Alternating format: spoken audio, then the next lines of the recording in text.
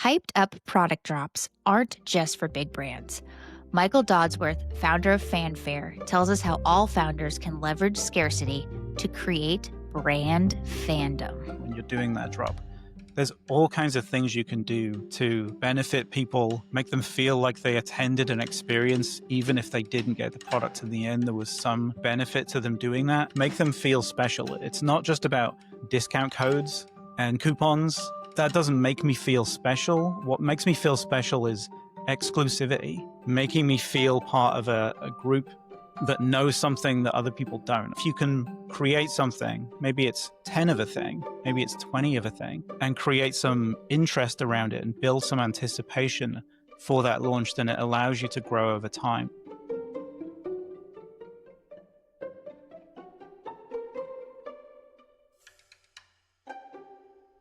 Today's guest is Michael Dodsworth, who's founder and CEO of Fanfare. I'm pretty pumped about this.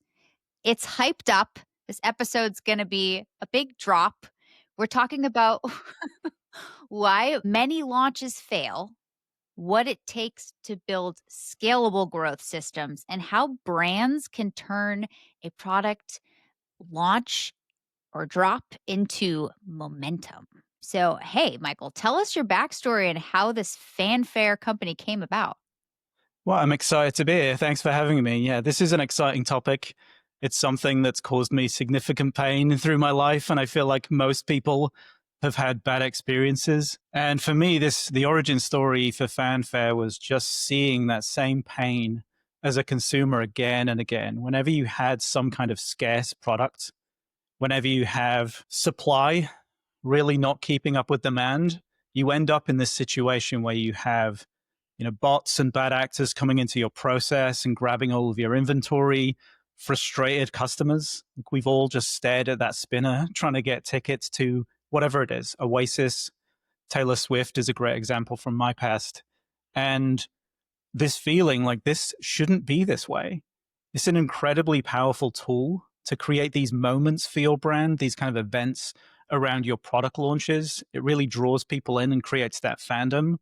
But on the flip side of that, when things go sour, when things go badly, you can create enormous frustration for those customers. So it's this kind of fine line that brands are walking, having this great opportunity to reach people, but also having a great opportunity to cause frustration. Before you started Fanfare, what was your perspective on how brands were doing these big launches, these splashy launches? Yeah, I think from the outside, sometimes it looks like this is just the way it has to be. Like when I go to buy tickets to whatever it is on Ticketmaster, it's just going to be this way. It's just going to be painful. I'm going to be sat for 3 hours, 4 hours. If I'm trying to get my Switch 2, I think is a good example. It's just going to be painful. I'm going to be sat at midnight with multiple tabs open, right? I'm going to have my friends on a call, probably doing the same thing. And then I'm going to have to go through this every week, every 2 weeks when they restock. And yeah, that for me was confusing. And then having spent a little bit time in the live events ticketing world, seeing it from the other side and realizing you have this huge surge in traffic, you've created this incentive for people to do the bad thing. Like if they can sell a ticket for 100x, 10x the price on a secondary market, you've created an incentive for people to try and find a way around your system. And kind of seeing things from both perspectives like that, and then having to work through those problems. So at my last company, Rival, we were very early stage. We were building towards like ticketing things like the SoFi Stadium and the Rams, and having to think about how you deal with these events. Like how do you make sure that the site stays up? How do you make sure that you try and remove all of those bad actors or identify people who are loyal fans of whoever it is and allow those people to come forward in line? And then, I think fast forward to the start of the pandemic, Rival was acquired by Ticketmaster of all people. And then just this frustration just grew. Like I was already frustrated that this hadn't been a solved problem in ticketing. And then I kept seeing the same thing with brands, with the PS5 launching. I'm an aspiring sneakerhead. So every time I went to the sneakers app, I would feel this annoyance, like this incipient rage would build because I would see those things just disappear to StockX for 2x, 3x, 4x the price, and feeling like I was not been treated fairly by the brand. Is it only physical goods and like tickets to an event that can have this kind of hype and launching moment? Or are there other types of products and services that could do that? Yeah, I think anything where you have more demand or enormous demand, I think you can create scarcity. And I think that's a really interesting, great model, especially if you're selling tickets to something that may be virtual in nature. I saw a lot of this through the pandemic, where people were selling tickets to an event and there was no constraint. It was not like people were attending in a venue, but to create that feeling like you were special, if you managed to get those tickets, if you managed to get through, then you were in this kind of elite group, right? And that feeling, I think, doesn't have to be around physical goods. I mean, it's for sure a really powerful thing to wander around and see other sneakerheads, like seeing what they're wearing and just kind of knowing the pain they went through to get that, or the cost that they went through to get that.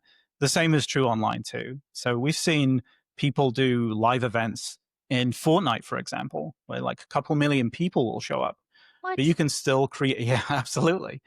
Like, so long as you can create an audience, I think you have the ability to introduce some feeling of scarcity into that, and then allow people to feel special and feel rewarded for their loyalty, and create an interesting experience there. So let's dive into the anatomy of a successful launch. You've seen crashes, you've seen good ones, you've seen great Yep. ones. Mm-hmm. What's the most important thing that you've learned about how a system can actually hold up under pressure? Yeah, I mean, be prepared is for sure. When you're going after this kind of model, you just need to, hope for the best, prepare for the worst. Unless you're using a platform like Fanfare, that's the idea of what we're doing, is to take some of the pain away and the uncertainty away from running this kind of experience. Because I think it is a powerful model that you can reach for, but if it comes with some spiky issues, then you're probably not going to reach for it. But I would say, like, thinking of this as an event, a way of not just selling goods, but building fandom around your brand, or building intrigue around your brand, because people will show up. Maybe it's a Halo product, maybe it's a really interesting product that draws people into the experience, and then they stay there and they'll browse your wider catalog. They'll see what else is going on in there. So I think where we've seen success is where people are deliberate about what they're doing. Like, they want to bring in a whole different demographic to their brand. So they'll craft some kind of experience. And that's all the way through from the discovery of that on Instagram, TikTok, wherever it is that audience is.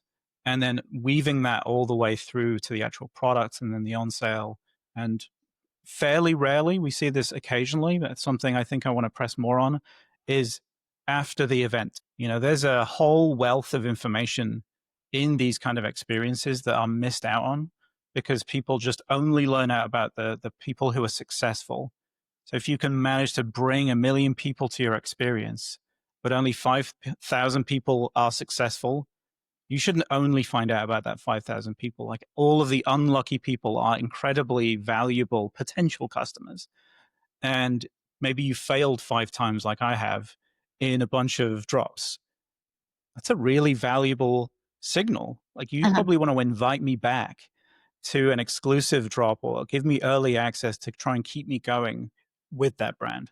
How do you build loyalty from this? You just talked about the people who get in and they get in and they get the shoe, or they get in and they get to experience the event live.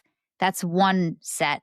You've got these folks that didn't get in that you just Yeah. talked about. That's another set of folks. How do you build loyalty across all of them after the event's done? Yeah, I mean, you have to keep these things going. I think we see, like, Black Friday, Cyber Monday is you have a good chance to reach people in that moment and offer them something special.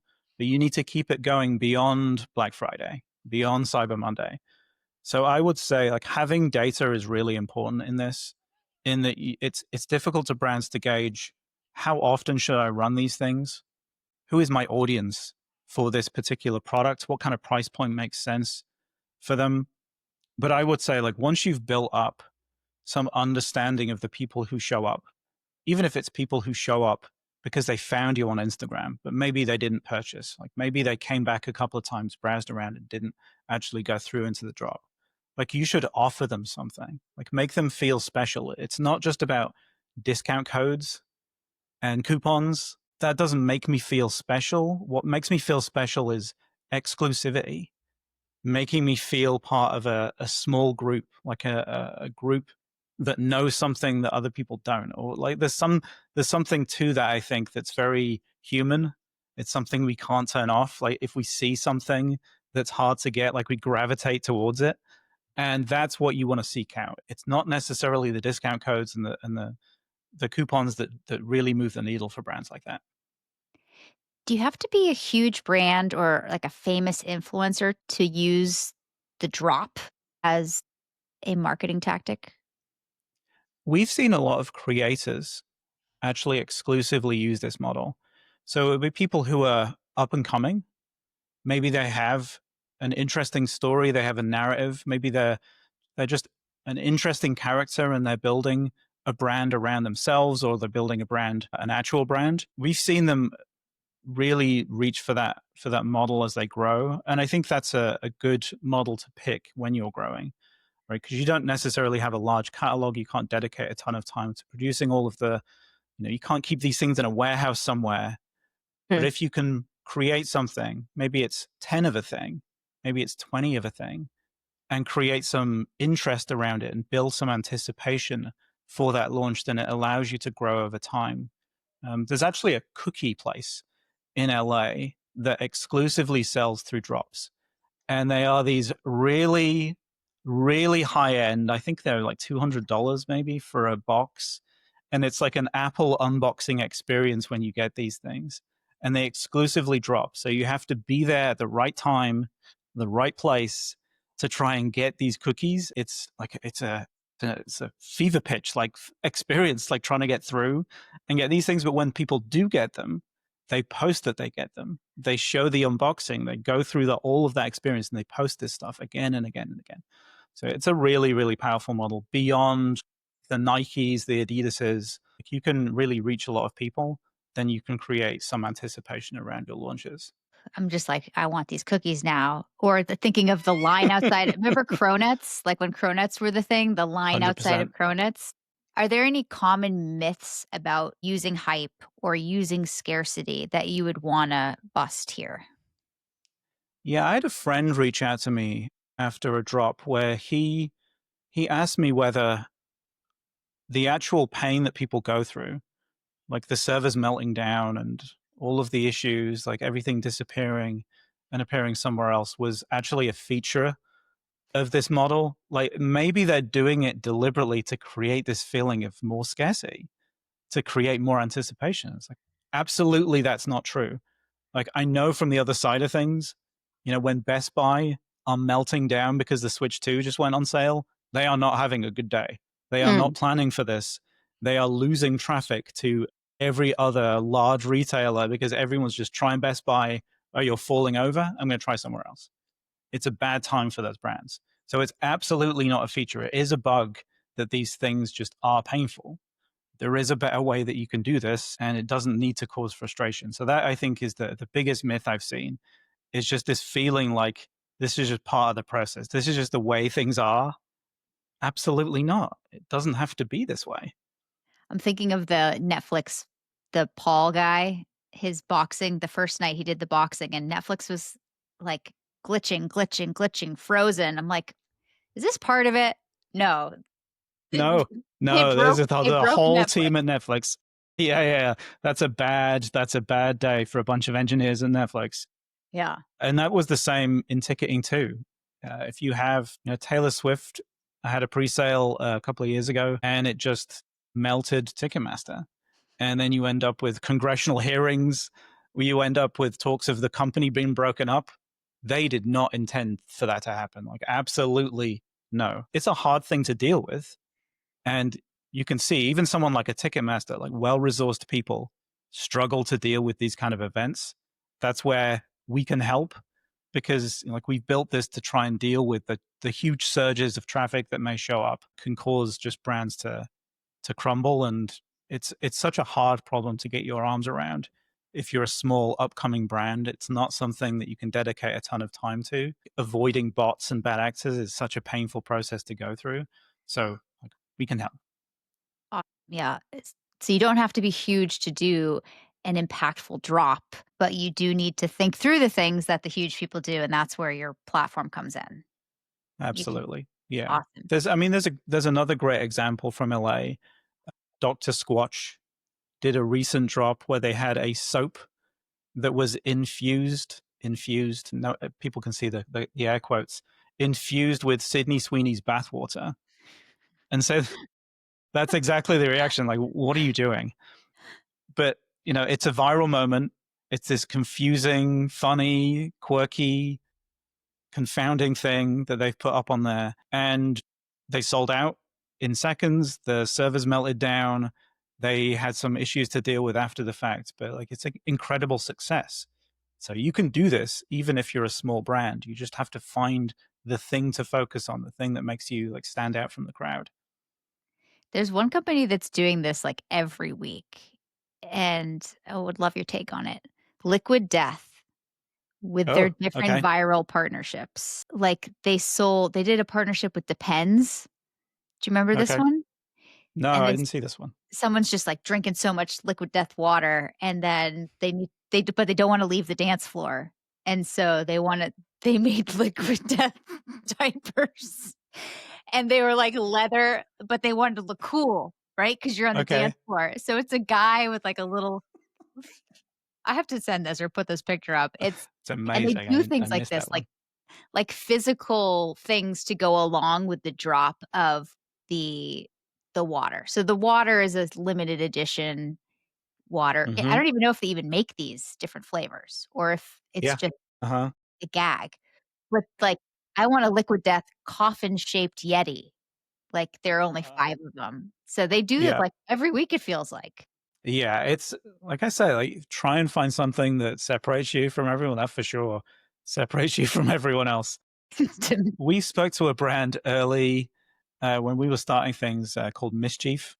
Uh-huh. Mischief are streetwear, footwear, but they do a lot of artistic projects, like really interesting, somewhat antagonistic to their customer base, but always interesting.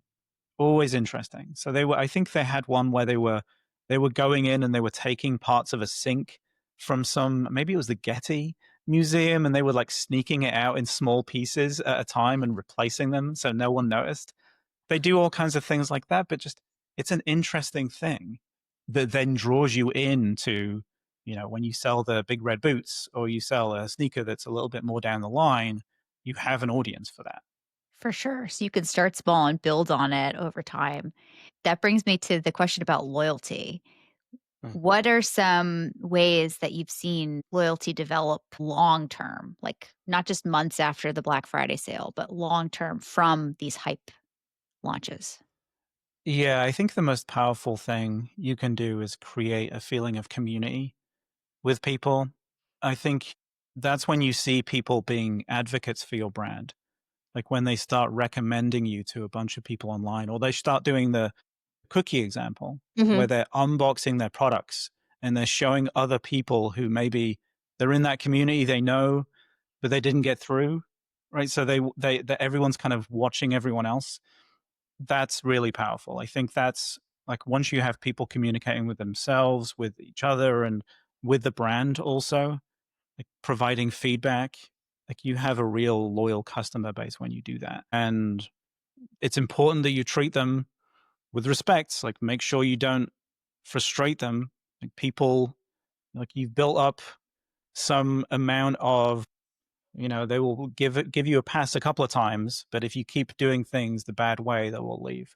But if you can create that, if you can foster a community around your brand and become something like Nike was a couple of years ago, where people, it was just a community of sneakerheads. Like you've brought a whole different generation to like a set of products that they maybe wouldn't have purchased. Like maybe they wouldn't have bought Jordan 1s, but now this is the hot item this is the thing that they need. So that's a really, really powerful thing if you can get there. A lot of founders might get stuck turning like one great drop or an early momentum into repeatable growth. So when you guys were building Fanfare, how did you approach making success scalable and something that could be repeated, not just survivable? Yeah, I mean, when we came to this, we would find brands kind of crossing their fingers and hoping for the best with these drops. Like they would spin up a bunch of things, they would be ready to fight the fires when they happen. And then when they happen, they would just, relax, they would sigh, so a sigh of relief, and then they would move on. And then the same thing would happen in a month's time, 2 months' time. I think the really important thing is kind of drawing together all of those different dots along that path, and that's what we try and do. Like if you have someone who shows up 5 times and they fail, Hmm. you want to invite those people back. You want to create an audience of those people who are potential VIPs and offer them something. You want to recommend products if you didn't get the thing that you really wanted, but there's something that's maybe close or something that we think you might be interested in. Recommend that to you as someone who participated in that launch, and then just building up like loyalty points over time. So every time you attend, if you've waited around, if you spent that time in the experience with the brand, then we'll give you points for that. We'll reward you for that. And the next time you come through, you can be moved forward in line. You can be given special access to something because you've reached a certain tier based on your loyalty. So things like that, I think, can create like lasting loyalty and keep people coming back because they feel rewarded for their time. It's not like you show up, you sit for 3 hours, you don't get your thing, you see it go for 10x the price, and then the brand is gone. You didn't feel like they treated you like you actually spent time with the brand. So that's, I think, a really important thing that we offer people. You've mentioned so many little things so far that make me think how much psychology is going into your work? Like, how did you learn all of these different little tiny things to think about? Yeah, I think I mean, as a customer, been through these things so many times and thinking like, what if, what if my time was rewarded? What if, like, when I join a waitlist for a product and it's sold out, what if I didn't lose my place in line? Like, why do I lose my place in line? If I was almost there on the Uh-huh. first drop, why am I not first in line for the second drop? Right? I should be. That's the feeling I think that I get from this. And then just talking with brands and hearing what they're doing. Like I say, Mischief are definitely far over on the spectrum of interesting things that they may want to do in the experience. But you can imagine there's all kinds of ways to engage people in that moment. You have an audience of people waiting to a product to be launched. Like maybe you want to bring in an influencer to do a how to use your product in that moment. Maybe you have a celebrity or an influencer that you're collaborating with and you want to bring them into a live stream with the community when you're doing that drop. There's all kinds of things you can do to, again, benefit people, make them feel like they attended an experience, even if they didn't get the product in the end. There was some benefit to them doing that. I think that's really, really important. That sounds amazing. I wanna be first in line. That feeling of Yeah. the door closing and you didn't get the cookie box. I'd be pissed. Yeah. Yeah, exactly. And imagine just everyone just budges in front of you the next time. Yeah, Like, that's not why? fair. Exactly. Well, I've been here for like 10 hours total. I should be first in line. There's no way these other people should be ahead of me. And then compound that with bots coming in and feeling like these people who are not fans of the brand, who didn't wait around, just come in and scoop everything up. That's not cool. Like these Yeah. people are just going to resell them. They're not planning to wear them. They're not planning to use them. So yeah, it's a frustrating process for sure. And yeah, if we can help with that, if we can address some of that, then we've done our job, I think. Now, is this what you mean, this, like, fairness? Is this what you mean by democratizing drop commerce? So this is the feeling like this is such a useful tool in people's tool belts for brands, for brand marketers to be able to build an audience, but it's kind of it feels a little top shelf right now. It feels like only the biggest brands can take something like this on, can structure a whole campaign. We have multiple announcements, you have a countdown timer, you're doing a bunch of stuff with influencers, and then you're finally pushing a product out in whatever place that you're pushing your product at. It feels like to take something on like that, you need a largest team, right? You need someone who's on top of the bots and the bad actors.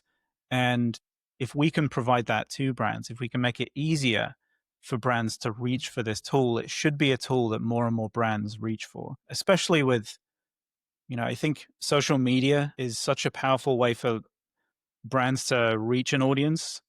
And, there's more and more, I think, push for fandom and like a feeling like I should be engaging with my brand more closely than I ever have through platforms like that. And I think, you've taken people out of just their standard store, product page, like catalog experience, and you're treating them as if like this is something in the moment. This is some event that you're structuring. And if more brands can do that, I think there's more of an opportunity to break through. We chatted about this, I think, before we pressed record a little bit, but as more and more stuff we see as consumers are just Canva templates or cookie cutter Yeah, ChatGPT copy, and you can tell, and it's all blah, blah, blah, blah, blah. The creativity and the ideas that would come from a drop will stand out like absolutely. no other. So, why do smaller brands often underestimate building a demand through scarcity or trying something like this?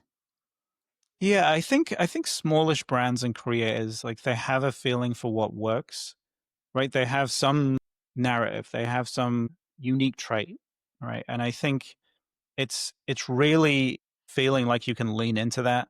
You can experiment, you can run these things.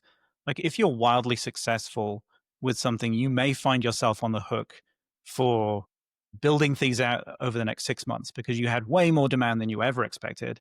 And now you're in this fairly nasty situation of having to like backfill and deal with angry customers and so on. Like if you can just produce 10 of a thing and just try it, run experiments, do something unique, and just see where it goes and see the audience that you can bring in without the risks attached to it, then I think that's really a great thing to do. And like you say, the bar is going to be raised. I think the average is going to be higher. You're going to see a lot of these Canva AI created campaigns and so on. And if you can do the depends collaboration, or you can do the thing that's kind of unique and special, then you will be noticed. And Mhm. it's going to be, I think, more and more important to have a strong story, to have a strong narrative, and to like create those moments.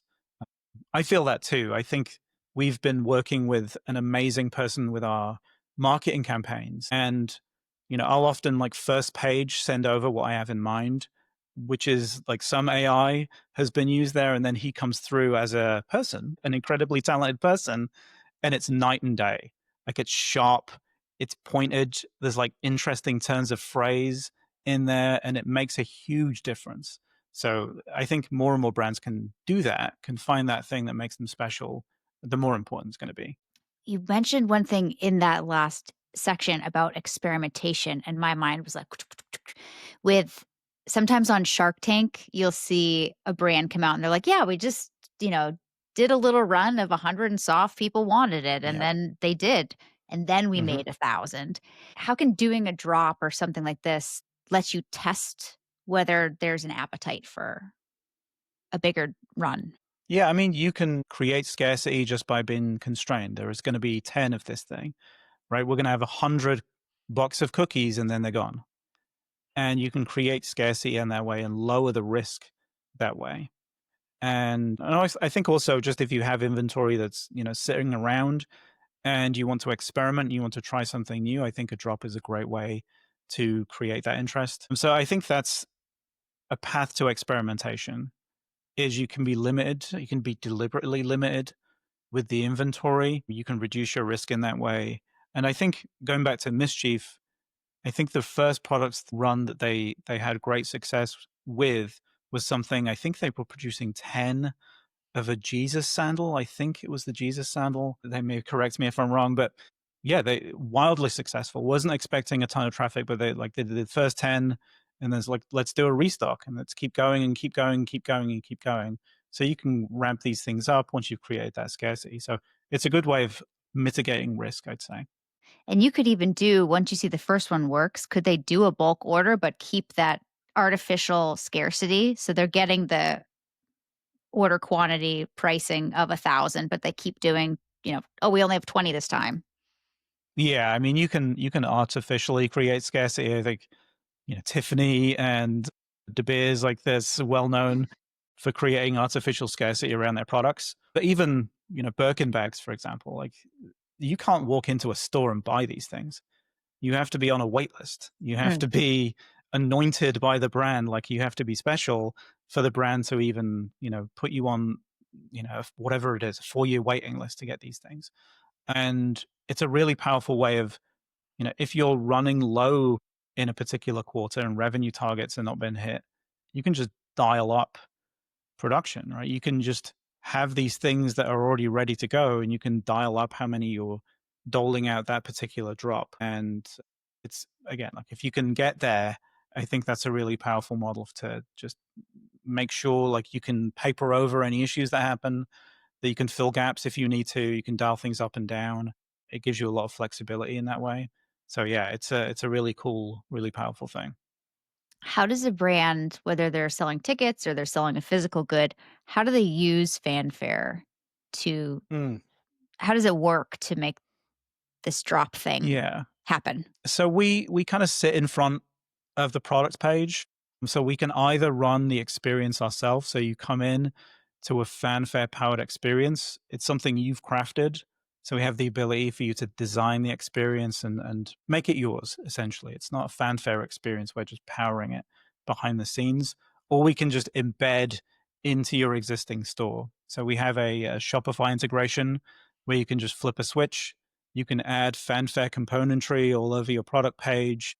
And now you have a coming soon, you have a waitlist that we power, and you have all of the bells and whistles that we talked about. So the live streaming, you can even live stream into your Shopify store with some collaboration with an influencer, and we'll track all of the information of everyone that comes through that experience. So we really kind of work with your vendor and you can just embed us wherever you see fit, or you can have us create the whole experience if that's the way you want to run things.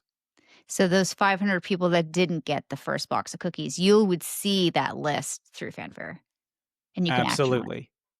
Yeah, you can action on it. You can see these people are maybe, at risk. They've tried 5 times, they didn't get through, they're at risk. And you can then craft an experience just for those people. And you can limit that experience just for those people. So I can say, this is for my VIPs. It's going to go live at 9 a.m. on a Monday morning. My VIPs are going to come in, and then everyone else is going to get access at 11 o'clock on Mondays. You can structure the whole thing. You can make sure it's like months in advance. For your Black Friday, you can set things up way in advance, and then we'll manage that process for you. I almost want to start selling a physical good or tickets to something. I do Do SaaS it. mostly, so like, I want to switch to, perfume. Where do you see product launches and this experiential marketing going in the next few years? Yeah, I mean, we're working on some in real life stuff that's really interesting towards the end of the year. So this comes all the way back to my events background and this feeling like I want to create events with a huge group of people come together for something. And, I walk around Fairfax in LA and you'll see the giant lines around the block. I feel like there's a better way to do this too. Like you don't have to camp out overnight. Like maybe that we can have a community of people brought together for a pop-up or an event or something interesting, like a festival or a conference or a sports event, and launch a product in that moment and have people feel like they're part of a group that maybe you won, maybe you didn't, but at least you participated in something with a big group of people. And we have the Olympics coming up, we have the World Cup finals coming up, kind of. So like the idea of having 70,000 people in a stadium all pointing their phone up to the sky and joining an experience, I think is really interesting to me. So that's, I think, where we want to take this. Every time I speak to a brand, I find out something interesting and like some really interesting path they're on. And we want to support them in that. So, I think it's going to be interesting where the brands take us, I think, over the next few years. I'm excited to find out. If a founder is listening to this or someone who's working in marketing at a company and they want to create their first hype driven campaign, what would your advice be for where to start? Yeah, so we started putting together examples that people can walk through, like things to avoid, things to do, things we've seen work, things we've seen not work. So absolutely head over to Fanfare.io, head over to our blog, and you can read those things. And I would look at examples of success in the past. So Stanley, with their Quencher, with their Tumblr, really good example of deliberately going after something and preparing for it. You can't necessarily create a viral moment, but you can be prepared when it comes to really fully exploit whatever is happening in the community. So I think that's a really important point, is just, this is a model you have to be deliberative around, think clearly about what you want to do, and be ready for when that moment comes. That's really excited. I'm going to link to your site and the blog and all the resources below. I'm also going to put the ad to the Depends Liquid Death because we should all watch Amazing. Absolutely. we should all watch that at least once. And yeah, do you have any takeaways you'd want someone listening to just say, "Ah, I picked that up," as we wrap up today? Yeah, I mean, I think, like I say, I think the more we're pushing into an age where we have like people really gravitate towards fandom. I think the stats are like 53% of Gen Z customers feel a sense of fandom around brands and around like influencers and people who can drive an audience. And social media is a real changer of the way people will discover and interact with your brands. And drops are a great way of creating something like a moment to bring people together in a time and place. I feel like we're more and more scattered. Like we don't have those water cooler moments, like we're all watching TV shows at different times. There's a million different channels out there. There's not a lot of like communal experiences that we have these days. So I think the more brands can create them using something like this, I think the better it is for everyone. This has been so fun. I've learned a ton, and I'm going to keep learning and watch your journey. But thank you so much for coming on and sharing everything with us. Thank you for having me. It's been amazing.